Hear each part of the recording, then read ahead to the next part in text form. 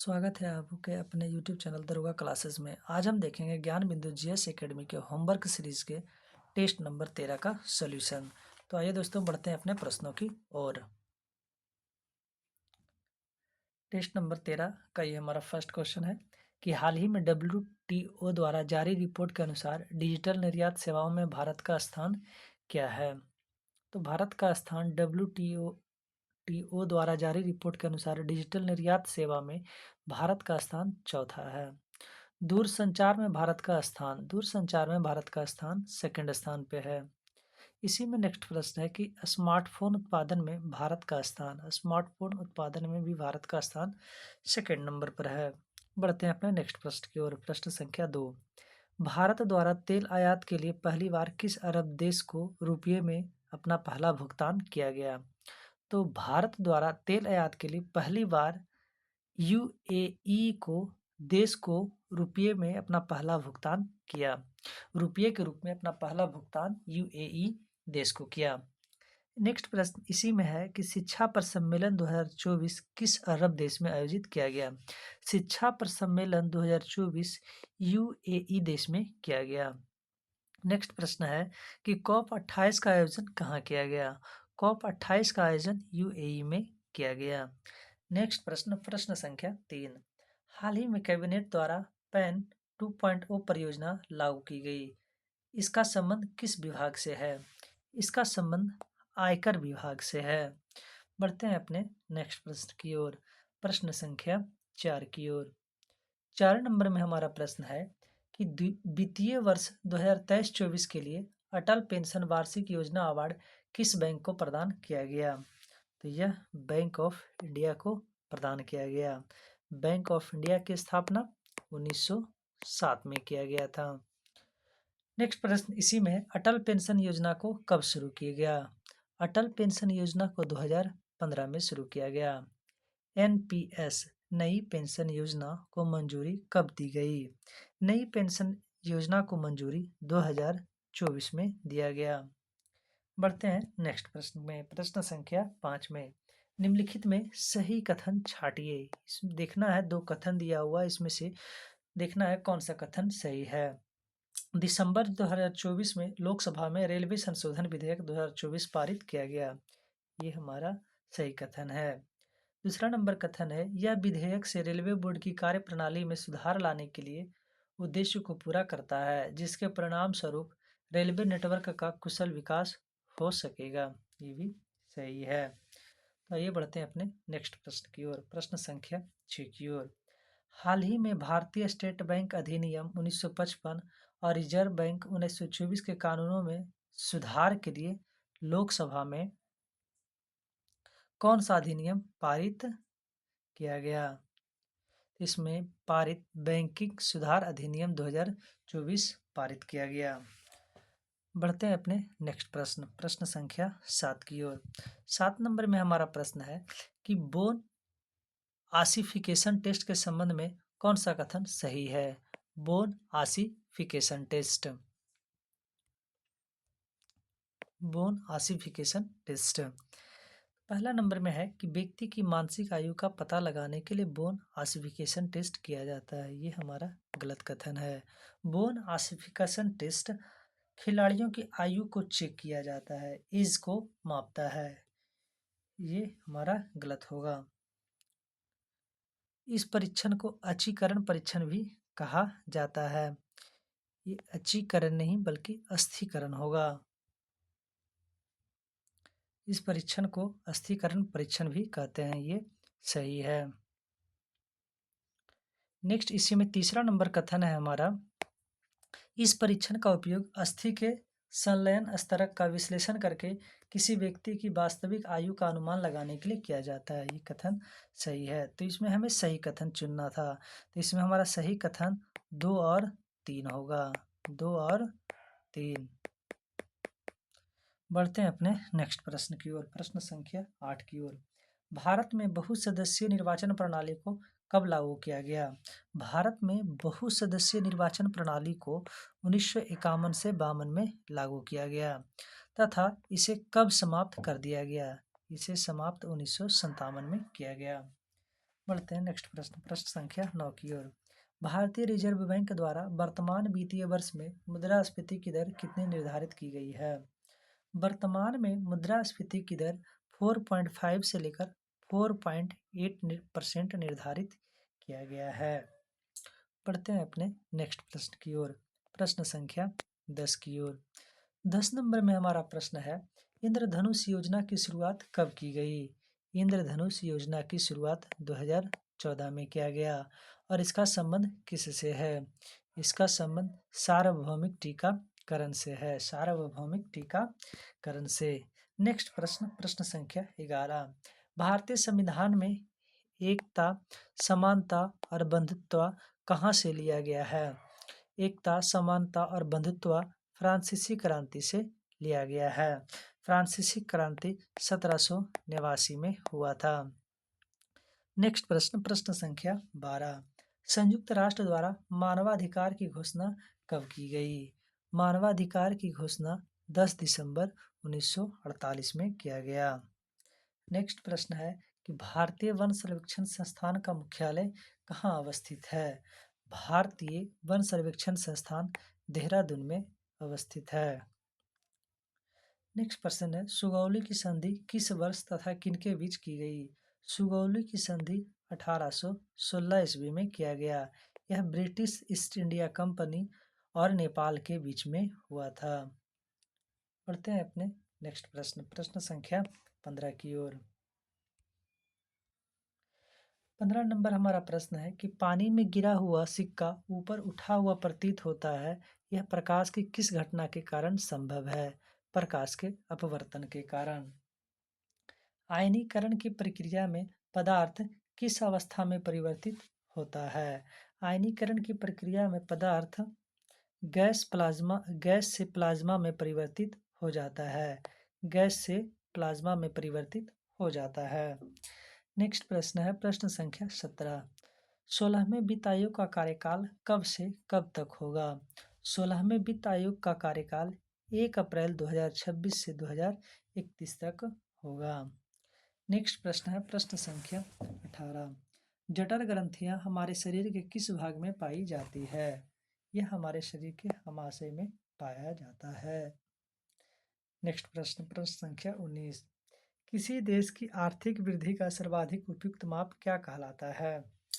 किसी देश की आर्थिक समृद्धि का सर्वाधिक उपयुक्त माप जीडीपी होता है। नेक्स्ट प्रश्न है कि अंतर्राष्ट्रीय सौर गठबंधन की स्थापना किस समझौते के तहत की गई?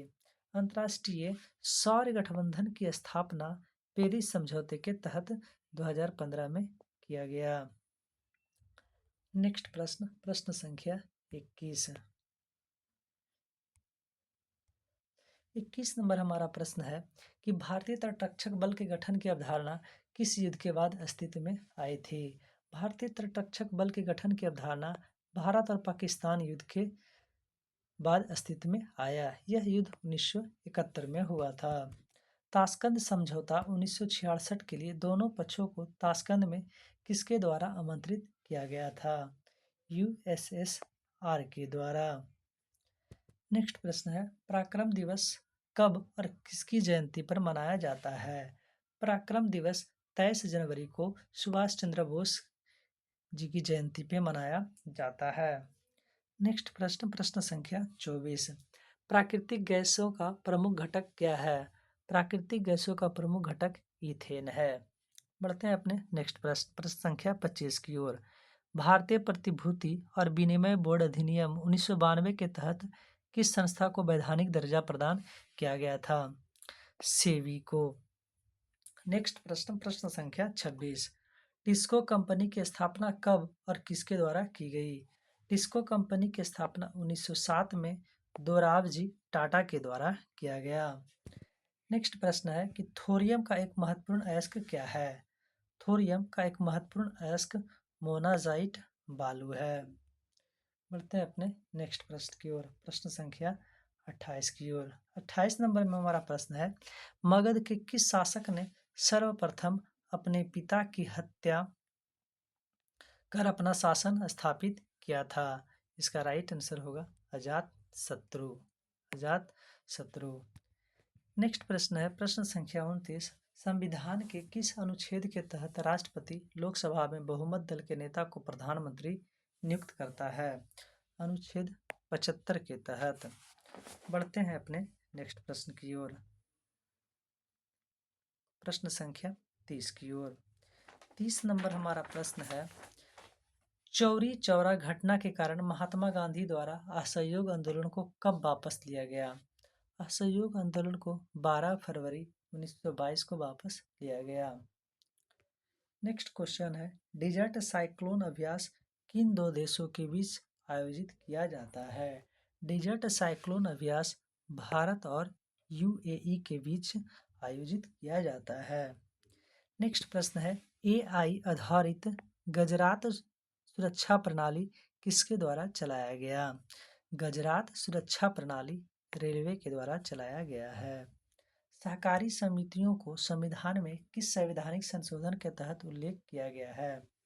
सहकारी समितियों का संविधान में 97वां संविधान संशोधन 2011 के तहत उल्लेखित किया गया है। नेक्स्ट प्रश्न, प्रश्न संख्या 34। मौलिक कर्तव्यों को संविधान में किस समिति की सिफारिश पर शामिल किया गया था? यह सरदार स्वर्ण सिंह की समितियों के सिफारिश पर शामिल किया गया था। बढ़ते हैं अपने नेक्स्ट प्रश्न की ओर, प्रश्न संख्या 35 की ओर। 35 नंबर हमारा प्रश्न है, विद्युत चुंबकीय तरंगों में किस तरंग की आवृत्ति सर्वाधिक होती है? गामा की। नेक्स्ट प्रश्न, प्रश्न संख्या 36। नए राज्यों के प्रवेश व स्थापना संबंधी उपबंध संविधान के किस अनुच्छेद में वर्णित है? अनुच्छेद 2 में। नेक्स्ट प्रश्न है, नए राज्यों का निर्माण और वर्तमान राज्यों के क्षेत्र, सीमाओं या नामों में परिवर्तन कौन कर सकता है? संसद। नेक्स्ट प्रश्न है, यदि अनुच्छेद 2 और 3 में परिवर्तन किया जाए तो संविधान की कौन सी अनुसूची प्रभावित होगी? तो संविधान की अनुसूची 1 और 4 प्रभावित होगी। भारत के राज्य की सीमा क्षेत्र नाम में परिवर्तन करने के लिए क्या संबंधित राज्य से अनुमति की आवश्यकता होती है? नहीं, संबंधित राज्य से अनुमति की आवश्यकता नहीं होती है। आइए बढ़ते हैं अपने नेक्स्ट प्रश्न की ओर, प्रश्न संख्या 40 की ओर। सन 1956 से पूर्व भारतीय राज्य कितने भागों में विभाजित थे? सन 1956 से पूर्व भारतीय राज्य 4 भागों में विभाजित थे। इसका राइट आंसर होगा 4। नेक्स्ट प्रश्न, प्रश्न संख्या 41। 41 नंबर हमारा प्रश्न है, संविधान लागू होने के समय भारत में राज्यों और संघ शासित क्षेत्रों की संख्या कितनी थी? भारत में राज्यों की संख्या 14 और संघ शासित प्रदेश यानी यूटी की संख्या 6 थी। संविधान के किस भाग में अस्थायी, संक्रमणकालीन और विशेष उपबंधों का प्रावधान है? भाग 19 में। नेक्स्ट प्रश्न, प्रश्न संख्या 43। संविधान के किस भाग में तीनों सोपानों में पंचायत बनाने की परिकल्पना की गई है? भाग 9 में। बढ़ते हैं नेक्स्ट प्रश्न, प्रश्न संख्या 44 में। आधुनिक भारतीय इतिहास के संदर्भ में निम्न में कौन राष्ट्रवादी नरमदलीय थे? इसमें फिरोज शाह मेहता और गोपाल कृष्ण गोखले। 2 और 3 इसका राइट आंसर होगा, 2 और 3। नेक्स्ट प्रश्न, प्रश्न संख्या 45। कौन पहली भारतीय महिला थी जो भारतीय राष्ट्रीय कांग्रेस की अध्यक्ष बनी? सरोजनी नायडू, 1925 में कानपुर अधिवेशन में। नेक्स्ट प्रश्न, प्रश्न संख्या 46। 46 नंबर प्रश्न है कि भारतीय राष्ट्रीय कांग्रेस के किस अधिवेशन में वंदे मातरम पहली बार गाया गया? तो यह 1896 के कांग्रेस अधिवेशन में गाया गया। यह कलकत्ता में आयोजित हुआ था। नेक्स्ट प्रश्न, प्रश्न संख्या 47। दादा भाई नौरोजी कितनी बार भारतीय राष्ट्रीय कांग्रेस के अध्यक्ष बने थे? 3 बार, 1886, 1893 और 1906 में। नेक्स्ट प्रश्न है कि भारतीय राष्ट्रीय कांग्रेस का पहला अंग्रेज अध्यक्ष कौन था जिसके अध्यक्षता में 1888 का इलाहाबाद अधिवेशन हुआ था? George Yule George Yule. Next प्रश्न है प्रश्न संख्या 49। किस ब्रिटिश सेवानिवृत्त सिविल सेवा अधिकारी ने भारतीय राष्ट्रीय संघ की पहली बैठक बुलाने की पहल की? ए ओ ह्यूम ए ओ ह्यूम स्कॉटलैंड के निवासी थे। नेक्स्ट प्रश्न है प्रश्न संख्या 50। किस अधिवेशन में कांग्रेस दो भाग नरम दल और गरम दल में विभाजित हो गया?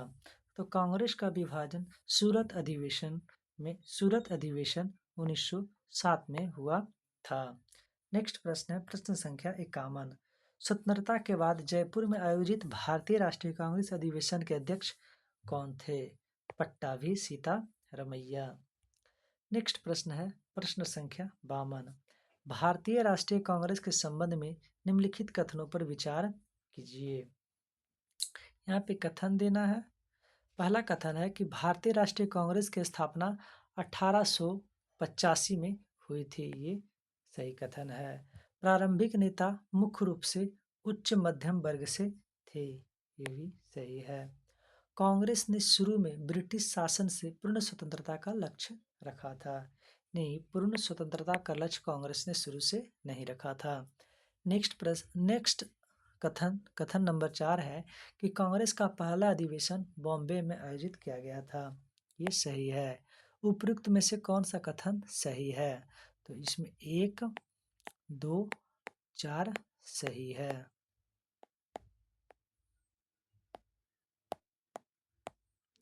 नेक्स्ट प्रश्न संख्या 53। पहली बार पूर्ण स्वराज कांग्रेस द्वारा कहाँ घोषित किया गया? पहली बार कांग्रेस द्वारा 1929 में लाहौर में पूर्ण स्वराज घोषित किया गया। निम्नलिखित में किसके द्वारा सरोजिनी नायडू को भारतीय राष्ट्रीय कांग्रेस के अध्यक्ष चुना गया था? 1925 में सरोजिनी नायडू को भारतीय राष्ट्रीय कांग्रेस का अध्यक्ष चुना गया था। यह कांग्रेस के कानपुर अधिवेशन में। नेक्स्ट प्रश्न है प्रश्न संख्या 55। 55 नंबर हमारा प्रश्न है कि भारतीय राष्ट्रीय कांग्रेस का कराची अधिवेशन वर्ष फिल इन द ब्लैंक्स में आयोजित किया गया था और इसकी अध्यक्षता फिल इन द ब्लैंक्स ने की थी। तो भारतीय राष्ट्रीय कांग्रेस का कराची अधिवेशन वर्ष 1931 में आयोजित किया गया था और इसकी अध्यक्षता सरदार वल्लभ भाई पटेल ने की थी। नेक्स्ट क्वेश्चन प्रश्न संख्या 56 है कि कौन सा कारण भारत के उत्तर पश्चिमी भाग में शीत ऋतु में होने वाली वर्षा के लिए उत्तरदायी है? पश्चिमी विक्षोभ।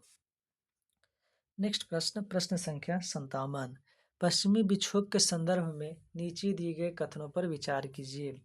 पश्चिमी विक्षोभ कैस्पियन सागर में उत्पन्न होते हैं। ये हमारा गलत है। पश्चिमी विक्षोभ कैस्पियन सागर नहीं बल्कि भूमध्य सागर में उत्पन्न होती है। भूमध्य सागर। नेक्स्ट, भारत में इनका प्रवेश पश्चिमी जेट प्रवाह द्वारा होता है। ये सही है। उपयुक्त में कौन सा कथन सत्य है? 2 सही है। नेक्स्ट प्रश्न संख्या 58। 58 नंबर हमारा प्रश्न है भारतीय मानसून के संदर्भ में नीचे दिए गए कथनों पर विचार कीजिए। मानसूनी पवनें नियमित पवनें होती है। ये गलत है। भारत में वर्षा लाने वाला एकमात्र तंत्र अरब सागर से उठने वाली दक्षिण पश्चिम मानसून धारा है। ये भी गलत है। एकमात्र तंत्र ये नहीं है। भारतीय द्वीपों पर मानसून की सबसे पहली वर्षा होती है तथा मानसून की वापसी भी सबसे बाद में होती है। ये सही है। उपयुक्त में से कथन सत्य है। तो सिर्फ 3 सही है।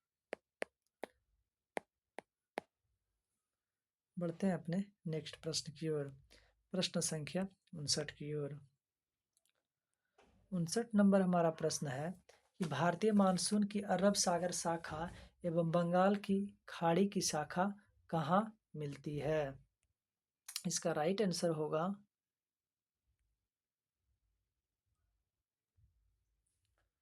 पंजाब में मिलती है। इसका राइट आंसर होगा पंजाब।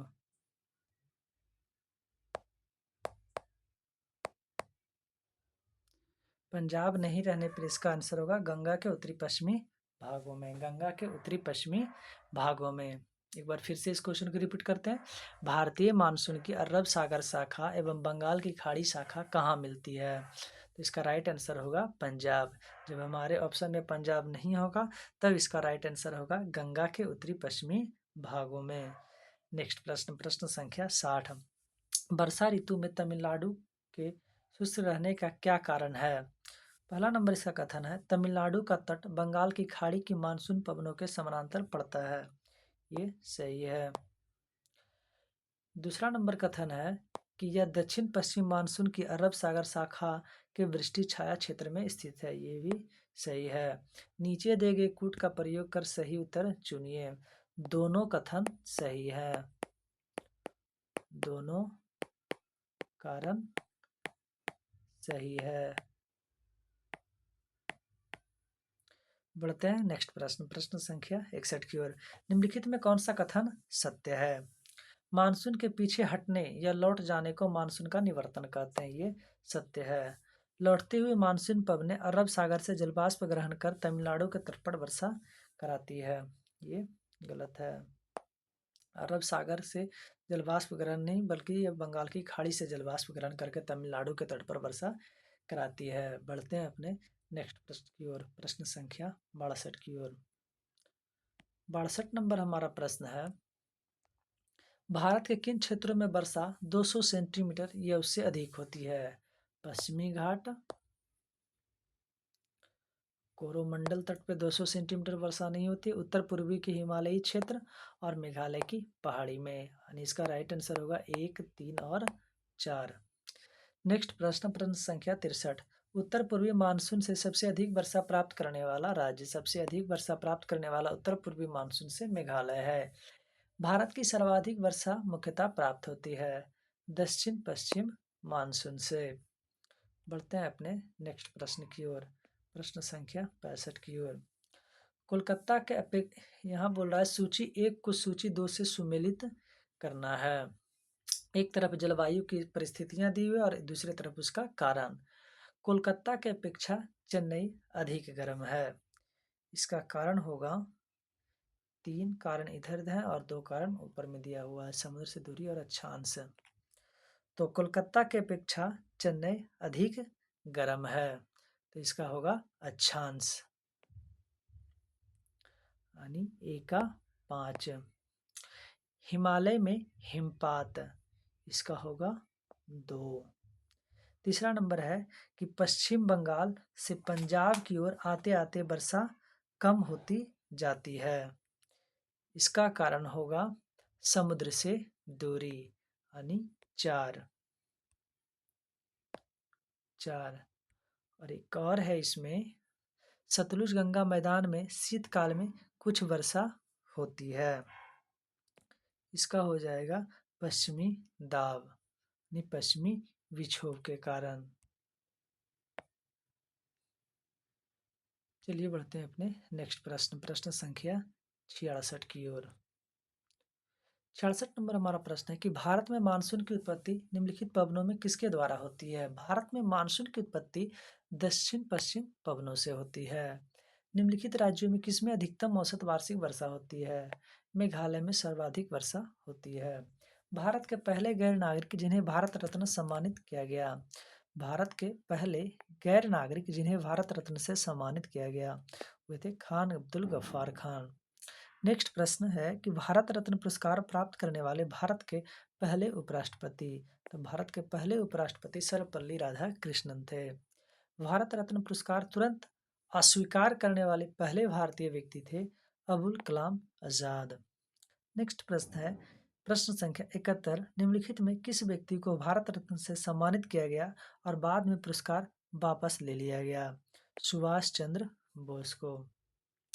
नेक्स्ट प्रश्न है प्रश्न संख्या 72।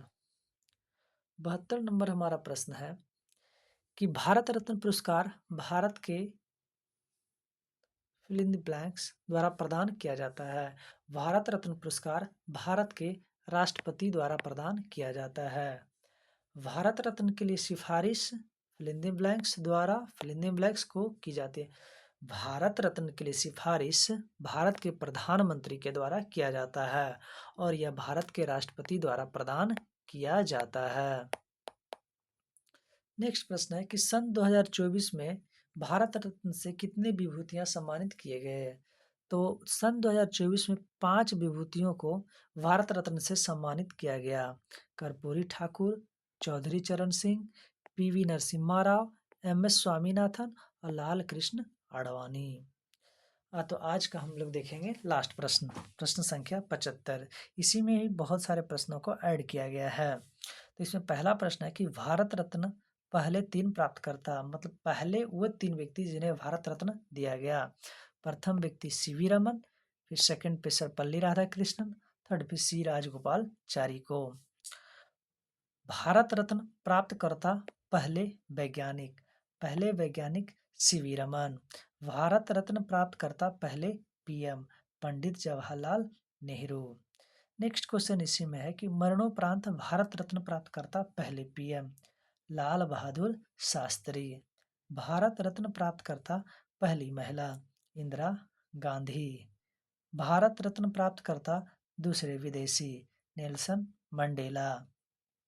मरणोपरांत भारत रत्न प्राप्तकर्ता पहली महिला अरुणा आसफ अली।